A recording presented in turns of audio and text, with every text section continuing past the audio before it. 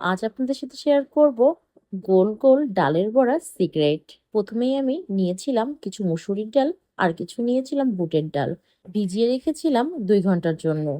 ডালগুলোকে ভালোভাবে ধুয়ে আমি ব্লেন্ডার করে নেব। সাথে অ্যাড করেছিলাম 4টা মতো কাঁচামরিচ। ব্লেন্ডার করা হয়ে গেলে তাতে এক এক করে সব মশলা অ্যাড করব। প্রথমে দিয়েছিলাম স্বাদ মতো লবণ, দিয়েছিলাম জিরা গুঁড়া, ধনিয়া গুঁড়া, শুকনা মরিচের গুঁড়া, আদা রসুন বাটা আর আগে থেকে কেটে রাখা পেঁয়াজ কুচি দিয়ে ভালোভাবে আমি মাখিয়ে নিয়েছিলাম।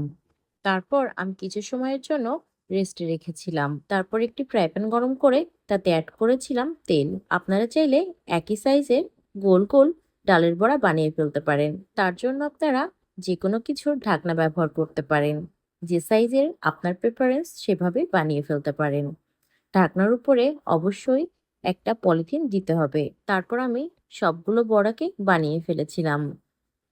কেউ চাইলে নিজের ইচ্ছা মতো শেপ দিয়েও বানাতে পারেন, কিন্তু দেখার সৌন্দর্যের জন্য আপনারা এভাবে গোল গোল করে বানিয়ে ফেলতে পারেন ডালের বড়া।